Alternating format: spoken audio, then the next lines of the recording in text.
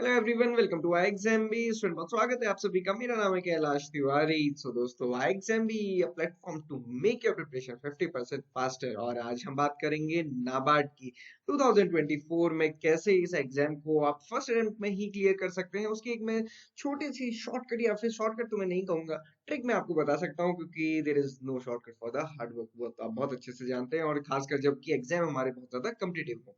ऐसा क्या करना है कि फर्स्ट अटेम्प्ट में ही एग्जाम क्लियर हो। मैं आपको अभी जस्ट एक आइडिया दूं।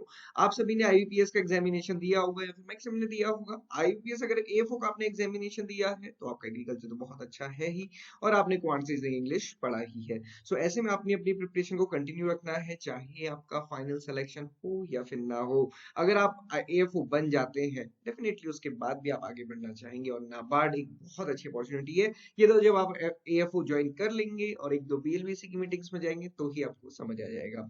और अगर आपका सिलेक्शन किसी भी रीजन से नहीं होता है तो निराश नहीं होना है, क्योंकि लाइफ में जो होता है उसका कुछ ना कुछ आगे इंटरप्रिटेशन रहता है। प्रेजेंट में नहीं समझ आएगा, बट आगे समझ आएगा। तो ऐसे में हमको ये जरूर देखना है कि जो हमने लास्ट ईयर किया है वो गलती हम ना करें, और ऐसा क्या करें कि वो या फिर उससे बेहतर हमें कुछ मिल जाए। तो अगर आपने इस बार प्रिपरेशन की है, किसी भी रीजन से फाइनल सिलेक्शन नहीं हुआ, सो नाबार्ड को भी साथ में टारगेट कीजिए। अगर आप गवर्नमेंट जॉब्स में बने रहते हैं तो करना क्या है, मैं हमेशा कहता हूँ कि सिर्फ 2 घंटे की स्टडी भी सफिशिएंट है नाबार्ड के लिए। इंपॉर्टेंट क्या होता है, मान लीजिए कि आज आपको बहुत जोश है, आपने कहा कि नाबार्ड की प्रिपरेशन तो करनी ही करनी है, और 6 घंटे आप पढ़ने बैठ गए, और 6 घंटे में आपने लगभग 8 सब्जेक्ट पढ़ भी डाले। हो सकता है 6 घंटे या 8 घंटे आप पढ़ भी दें, बट ट्रस्ट में अगले दिन से आप नहीं पढ़ेंगे, फिर क्या ही फायदा है ऐसी चीज का। फिर वो दिन की भी 6 घंटे बर्बाद करने का कोई मतलब नहीं है। करना क्या है, करना ये है कि जब बहुत लंबी रेस हमें दौड़नी होती है, या फिर हमें एक लॉन्ग ट्रैक पे जाना होता है। मुझे याद है आज भी, जब मैं पिंडारी ग्लेशियर वाले ट्रैक पे गया था। वो ट्रैक 22 किलोमीटर वन साइड है, और बहुत स्टीप स्लोप है, बहुत खड़ी चढ़ाई है। वहां पे जब हम गए थे ना, तो हम एक ही चीज बार बार ध्यान रख रहे थे कि हमें अपने जो स्टेप्स हैं वो बहुत शॉर्ट रखने हैं, ताकि हम बिना थके चढ़ पाए। क्योंकि अगर हम तेज चलेंगे तो हमारी सांस फूल जाएगी, या फिर अगर हम लंबे लंबे स्टेप रखेंगे तो हम थक जाएंगे, तो हम उसको नहीं कर पाएंगे। और वो ट्रैक हमने सिर्फ 2 दिन में ही कर दिया था। तो वो यही चीज है कि राइट स्ट्रेटेजी, और राइट स्ट्रेटेजी कैसे धीरे धीरे करना है। हमें डर क्यों लगता है, जैसे हम ट्रैक में चढ़ते तो हमें खड़ी चढ़ाई से लगता है डर। हम कहते हैं कि ये पहाड़ है, इसमें खड़ी चढ़ाई है, इसमें डर लग रहा है। यहाँ पे क्यों डर लग रहा है, डर इसलिए लग रहा है कि यहाँ पे 8 सब्जेक्ट्स हैं। बट यहाँ पे डरने की जरूरत नहीं है। क्वांट्स, रीजनिंग और इंग्लिश, ये तो ऐसे सब्जेक्ट्स हैं जो कि हर एग्जामिनेशन में, अगर आप एग्रीकल्चर बैकग्राउंड से तो एग्रीकल्चर भी आपको पढ़ने की जरूरत नहीं है। अगर आप बाकी आईपीएस नॉर्मल आप प्रिपेयर कर रहे हैं, तो आपकी क्वांट्स, रीजनिंग, इंग्लिश के साथ साथ आपकी कंप्यूटर अवेयरनेस या फिर जनरल अवेयरनेस अच्छी होगी। कुछ ना कुछ तो आपको बेनिफिट होगा ही। अब जो चीज नहीं पढ़ी है उसको पढ़ना है। उसको कैसे पढ़ना है, नाबार्ड में एक चीज बहुत ज्यादा हेल्प करती है जो मैं आज आपको बताने वाला हूँ, वो ये है जनरल अवेयरनेस।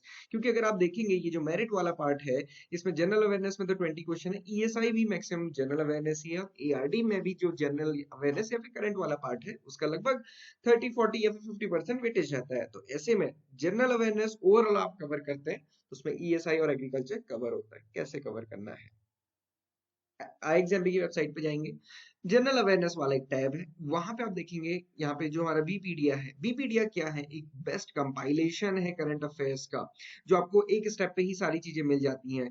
यहाँ पे जो बीपीडिया है उसमें जो डेली कंपाइलेशन है, हमारी टीम 7 से 8 न्यूज़पेपर और बहुत सारे डिफरेंट डिफरेंट सोर्सेस, पीआईबी वगैरह वगैरह, उनको पढ़ के उनको कंपाइल करके डेली बीपीडिया यहाँ पे अपलोड करते हैं। इसके साथ साथ वीकली भी अपलोड होता है, इसके साथ साथ मंथली भी अपलोड होता है। तो आप अपनी श्रद्धा के अनुसार, अपने टाइम के अनुसार इनको पढ़ सकते हैं।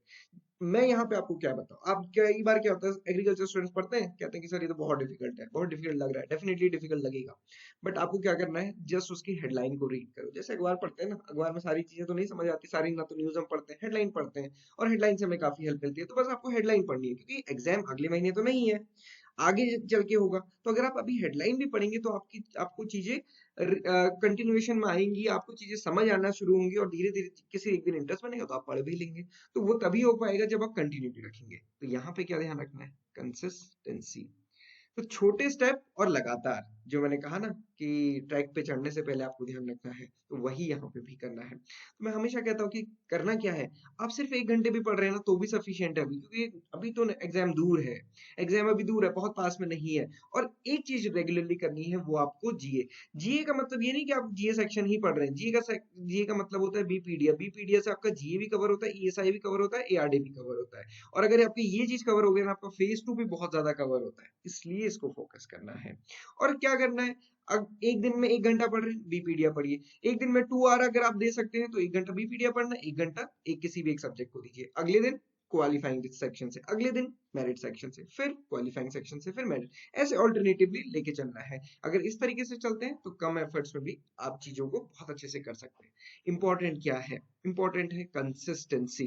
कंसिस्टेंसी और सबसे इंपॉर्टेंट है हार्ड वर्क, और उसके साथ साथ है फेथ। ये तीनों चीजें आपको ध्यान रखनी है। Trust big, trust yourself and make it happen. Okay, साथ ही साथ क्या करना है, प्रीवियस ईयर पेपर से स्टार्टिंग करनी है, वो डाउनलोड आप कर सकते हैं, आपको डिस्क्रिप्शन बॉक्स में लिंक मिल जाएगा। सारे previous year paper phase 1 phase 2 के आपको हमारी वेबसाइट पे मिल जाएंगे। तो एग्जाम भी तो आपको आपके लिए है ही।